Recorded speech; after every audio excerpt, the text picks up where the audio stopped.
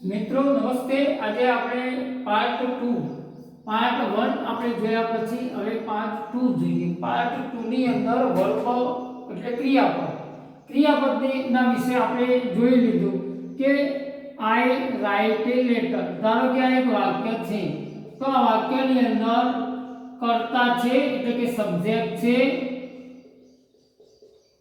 Verb એટલે કે ક્રિયાપદ છે અને કર્મ એટલે ઓબ્જેક્ટ છે। તો કર્તા, ક્રિયાપદ અને કર્મ હોય પણ ખરા અને ન પણ હોય, પણ કર્તા અને ક્રિયાપદ તો હોય જ। કોઈ પણ વાક્યની વ્યાખ્યા એવી છે કે જે વાક્યની અંદર એક કર્તા અને એક ક્રિયાપદ ફરજિયાત જોઈએ। તો અહીંયા વર્બ અને કર્તા બે હોય એટલે કે કર્તા સબ્જેક્ટ અને વર્બ હોય તો જ વાક્ય બની શકે છે, એને વાક્ય કહેવાય છે। હવે આપણે આ વાક્યની અંદર ક્રિયાપદ વિશે આપણે આગળ જોયું કે સહાયકારક ક્રિયાપદ એટલે શું અને મુખ્ય ક્રિયાપદ એટલે શું। તો અહીંયા મુખ્ય ક્રિયાપદ જે છે એના બે ભાગ પાડીશું। આમ તો આના પ્રકાર ના કહેવાય, આ એક પ્રકારના અર્થમાં વપરાતું નથી, પ્રકાર નહીં પણ આપણે અહીંયા ભાગના અર્થમાં સમજીએ। ટ્રાન્ઝિટિવ વર્બ અને ઇનટ્રાન્ઝિટિવ એટલે કે એક્શન વર્બ હોય, દાખલા તરીકે એક્શન વર્બના બે ભાગ। એક્શન એટલે શું? તો એમાં ક્રિયા થાય, દાખલા તરીકે હું ચાલુ છું, તો ચાલુ એ ક્રિયા છે। તો એવા ક્રિયાપદોને આપણે એક્શન વર્બ કહીએ છીએ। તો એક્શન વર્બ એટલે શું? તો દાખલા તરીકે હું એક વાક્ય લખી દઉં, ચલો આઈ કેન વોક, તો હું ચાલી શકું છું। તો અહીં કેન શબ્દ આવ્યો, આઈ વોક, તો અહીં વોક ક્રિયાપદ છે। તો અહીં આપણે એક વાક્ય એવું પણ લખીએ કે સી રાઇટ એ લેટર, તો અહીંયા આ વાક્ય જે લખ્યું છે એની અંદર રાઇટ્સ લખ્યું છે। તો રાઇટ એટલે લખવું થાય, તો લખવું એક ક્રિયા છે જેને આપણે એક્શન વર્બ કહીએ છીએ। એક્શન એટલે જેની અંદર ક્રિયા થાય છે, તો એવા એક્શન વર્બ છે। હવે જેની અંદર ક્રિયા નહીં, દાખલા તરીકે સી ઇઝ એ સ્ટુડન્ટ, તેની વિદ્યાર્થીની છે। હવે હી હેઝ એ પેન, તો આ જે હેવ અને ઇઝ છે એ મુખ્ય ક્રિયાપદ, જો સહાયકારક તરીકે વપરાય અને મુખ્ય ક્રિયાપદ તરીકે ટુ બી ક્રિયાપદ વપરાય છે। અહીં જે ટુ બી ક્રિયાપદ વાપર્યું છે એ એક્શન વર્બ નથી, એ સ્ટેટમેન્ટ બતાવે। તો આવું સ્ટેટમેન્ટ બતાવતું હોય એટલે ફક્ત સ્ટેટમેન્ટનો અર્થ એવો થાય કે ફક્ત માહિતી આપવી, આપણે વાક્ય બોલી કાઢ્યું। હવે અહીં એક્શન છે, ક્રિયા થાય છે, અહીંયા ક્રિયા થતી નહીં। હોવું એવો ભાવ છે, ની પાસે માલિકી બતાવે છે, આવો અર્થ હોય ત્યારે એ પ્રાઇમરી ઓક્ઝિલરી તરીકે મુખ્ય ક્રિયાપદ તરીકે વપરાયું છે। પ્રાઇમરી ઓક્ઝિલરી ખરા, મુખ્ય ક્રિયાપદ તરીકે વપરાય। હવે આ એક્શન ના બતાવે, આ એક્શન બતાવે। હવે એક્શન ક્રિયાપદ પછી આપણે ટ્રાન્ઝિટિવ અને ઇનટ્રાન્ઝિટિવ વિશે શીખીએ। ટ્રાન્ઝિટિવ એટલે શું?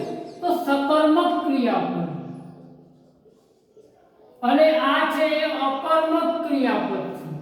સકર્મક ને અકર્મક એટલે શું? તમને એમ થાય કે આ એ વળી કેવા પ્રકારનું ક્રિયાપદ હશે?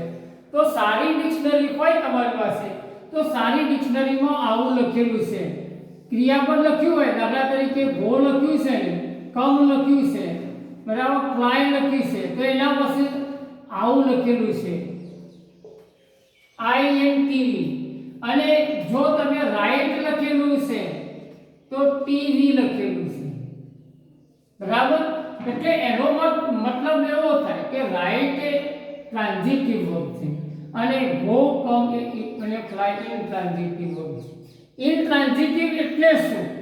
તો આપણે વાક્ય લખીએ કે I go to school every day, તો આ વાક્યની અંદર જે મેં ગો લખ્યું છે એ ગો જવું એવો ભાવ બતાવે છે। તો ગો છે એના પછી જો આ સબ્જેક્ટ છે, આ વર્બ છે, પણ આમાં કર્મ નથી, જો આ યાદ રાખવાનું તમારે। એટલે ઇનટ્રાન્ઝિટિવ નો મતલબ થાય અકર્મક ક્રિયાપદ કે જેની અંદર કર્મ આવે જ નહીં, કર્મ હોય જ નહીં. કર્મ હોય તો આ ક્રિયાપદ ના વાપરી શકાય. એટલે કર્મ ના હોય એવું ક્રિયાપદ આ છે. હવે ધ બર્ડ, આવું એક વાક્ય હોય દાખલા તરીકે the bird fly in the sky. Bird fly in the sky. આપણે આવું વાક્ય લખી દાખલા તરીકે કે પક્ષીઓ આકાશમાં ઉડે છે. તો આકાશમાં ઉડવું તો ફ્લાય ઇન્ટ્રાન્ઝિટિવ વર્બ છે. ઇન્ટ્રાન્ઝિટિવ વર્બનું જો ઇન્ટ્રાન્ઝિટિવ વર્બ હોય ને એનું પેસિવ પણ ના થાય. પેસિવ બનાવવા માટે કર્મ જોઈએ. કર્મ હોય ને એટલે ગો, કમ અને ફ્લાય આ રીતે. હવે આની અંદર ગો છે, આની અંદર ફ્લાય છે, તો એ ઇન્ટ્રાન્ઝિટિવ વર્બ છે કે જેમાં કર્મ નથી. સાદી વાત આપણે સમજી લઈએ કે ગો, ફ્લાય, કમ એવા ઘણા ક્રિયાપદો અંગ્રેજીમાં છે કે જેને કર્મની જરૂર પડતી નથી. સતત વાક્ય બનાવો તો એવા અકર્મક ક્રિયાપદો તરીકે ઓળખાય છે.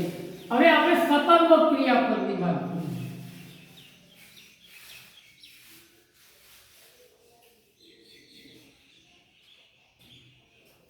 ચલો, મીના અહીં વાત તો લખે કે મીના રાઇટ્સ એ લેટર.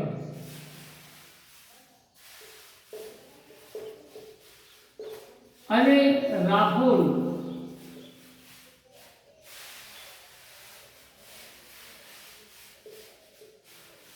તો આની અંદર તમે ગેવ લખ્યું અને રાઇટ લખ્યું.